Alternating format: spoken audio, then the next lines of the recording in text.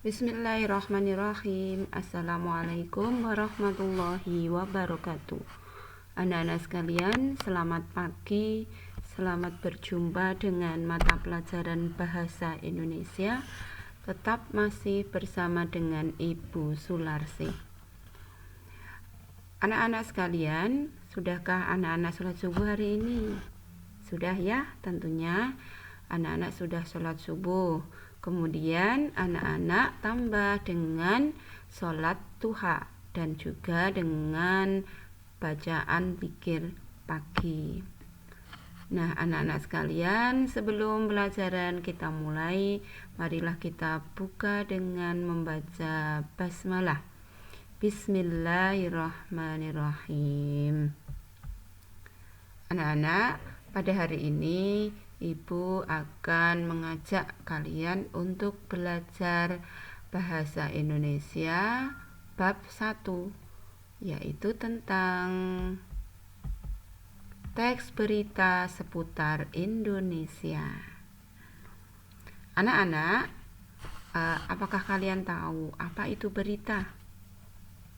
Nah, berita pasti kalian sudah sering mendengar kata itu, sering melihat di televisi, atau juga sering melihat di YouTube atau membaca di internet. Nah, anak-anak, mengapa kita perlu membaca? Ya, membaca berita itu penting karena kita akan tahu tentang peristiwa-peristiwa yang terjadi di sekitar kita.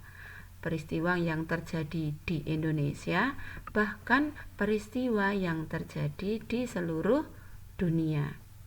Dengan membaca, ya, anak-anak akan bertambah wawasannya, akan bertambah pengetahuannya.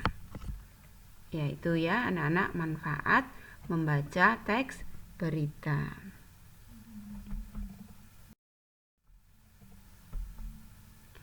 Adapun kompetensi dasar yang akan dicapai dalam pembelajaran ini adalah: yang pertama, siswa dapat mengidentifikasi unsur-unsur teks berita yang dibaca atau didengar.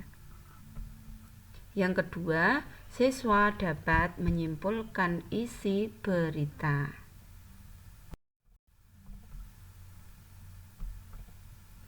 Indikator atau tolok ukur seorang siswa itu dipandang sudah paham tentang materi teks berita. Yang pertama, dapat menjawab pertanyaan berdasarkan isi berita. Yang kedua, dapat menemukan pokok-pokok atau unsur-unsur berita. Dan yang ketiga, dapat menyimpulkan isi teks berita.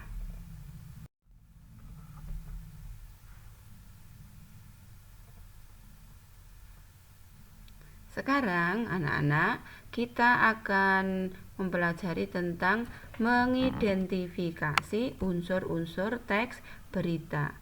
Apa itu mengidentifikasi? Oh ya, mengidentifikasi adalah menemukan, ya, atau menentukan unsur-unsur yang ada dalam teks berita.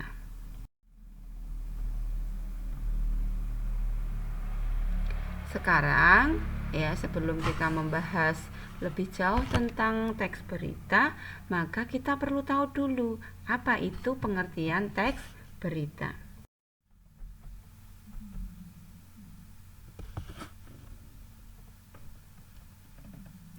Berita adalah suatu informasi atau laporan tentang hal yang sedang atau telah terjadi yang penyampaiannya dilakukan melalui media cetak, siaran televisi, radio, media online, atau dari mulut ke mulut kepada khalayak umum.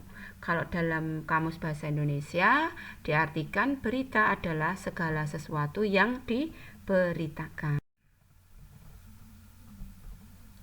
Sekarang, berdasarkan cara penyampaiannya, maka teks berita atau berita itu dibedakan menjadi dua. Yang pertama yaitu berita tulisan, yang kedua berita lisan.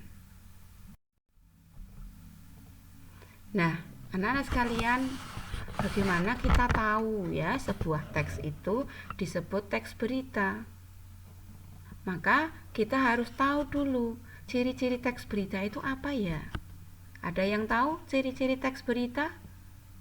Ya, saya yakin anak-anak sudah tahu ya ciri-cirinya. Sekarang kita bahas bersama. Ciri-ciri teks berita yang pertama yaitu faktual. Apa itu faktual? Faktual adalah berdasarkan fakta atau kenyataan. Yang kedua, aktual. Aktual berarti bersifat kekinian atau baru atau up to date. Kemudian yang ketiga, seimbang. Seimbang apanya? Seimbang artinya tidak memihak salah satu pihak. Yang keempat yaitu menarik. Menarik siapa?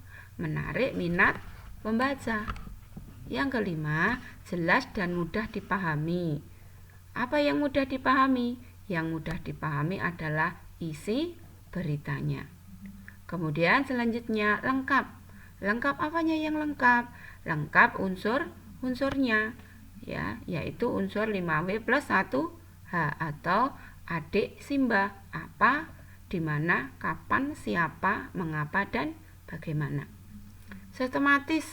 Sistematis artinya berurutan sesuai dengan strukturnya. Nah, tadi Bu Guru sudah menyinggung tentang 5W plus 1H dan juga adik simbah. Sekarang, apa itu 5W plus 1H? 5W.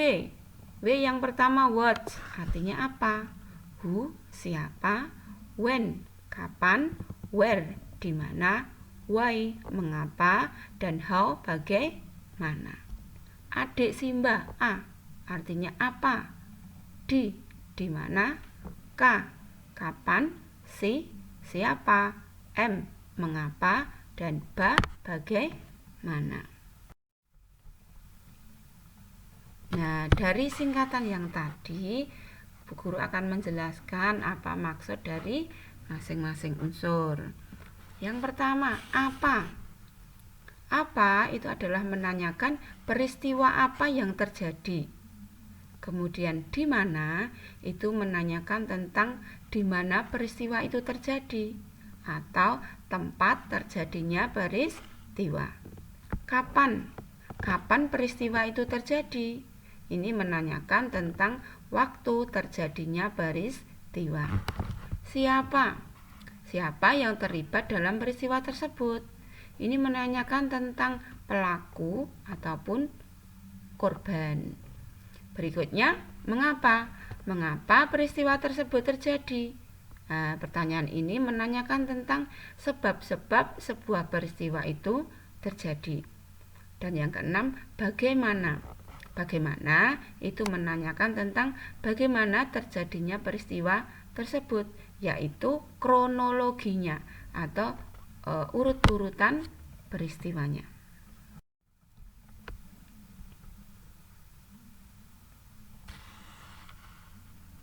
Sekarang Bu Guru akan memberikan contoh unsur-unsur dalam teks berita. Di sini Ibu berikan contoh teks berita yang berjudul Galang Dana untuk Anak Penderita Kanker, BAF Lions gelar lomba lari. Nah, nanti anak-anak bisa baca sendiri ya teksnya. Saya yakin anak-anak sudah bisa membaca semua kan ya? Iya, sudah kelas 8 pasti sudah bisa membaca. Sekarang Bu Guru akan mengajak anak-anak untuk menyebutkan unsur-unsur dalam teks tersebut. Yang pertama, unsur apa? Apa peristiwanya? Yaitu penggalangan dana. Di mana? Di Alam Sutera Tangerang. Kapan terjadinya? 24 Maret 2019. Siapa? Siapa yang terlibat? Anak penderita kanker, PT Busan Auto Finance atau BAF, dan Yayasan Lions Indonesia. Mengapa peristiwa itu terjadi? Untuk membantu pengobatan anak penderita kanker di Indonesia. Bagaimana peristiwanya? Yaitu penggalangan dana dengan kegiatan lomba lari.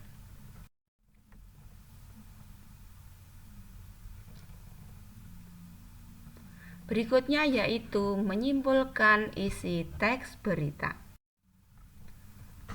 Bagaimana cara kita menyimpulkan isi teks berita? Yang pertama yaitu anak-anak harus membaca berita itu secara cermat dan keseluruhan. Yang kedua, mengidentifikasi unsur-unsurnya, yaitu 5W plus 1H atau adik simbak. Yang ketiga, menyusun unsur-unsur teks berita tadi menjadi sebuah paragraf simpulan.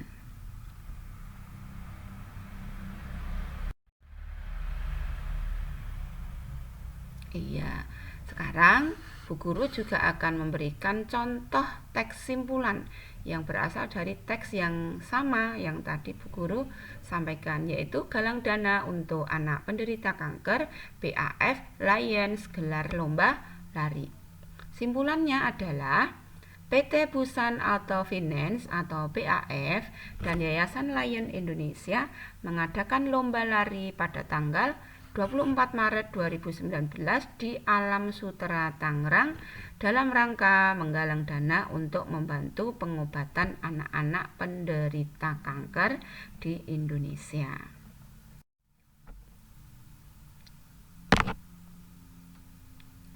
Nah, demikian tadi ya anak-anak penjelasan Bu Guru tentang teks berita dan sudah Bu Guru berikan contohnya. Sekarang anak-anak tugasnya adalah yang pertama, membaca teks berita yang ada di slide berikutnya dengan seksama sampai selesai. Yang kedua, anak-anak menjawab pertanyaan yang ada di slide di bawah teks berita.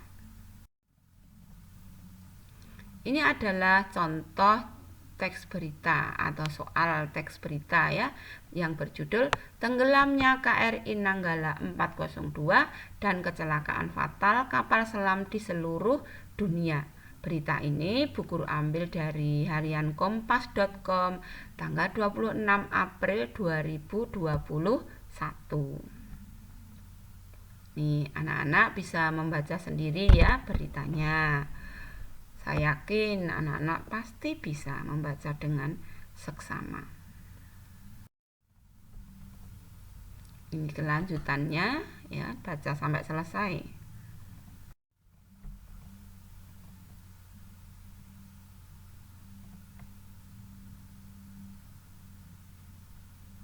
Setelah anak-anak selesai membaca teks ini ya, maka tugas berikutnya adalah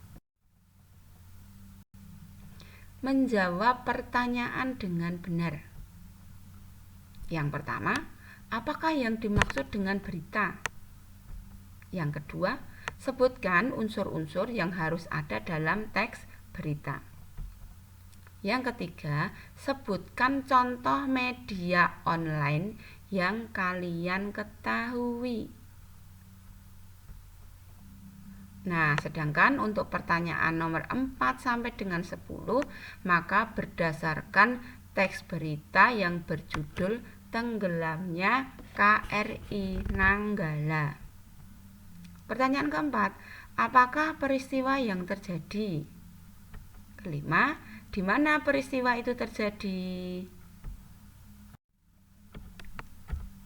Keenam, kapan terjadinya? Ketujuh, siapa korban yang ada dalam peristiwa itu?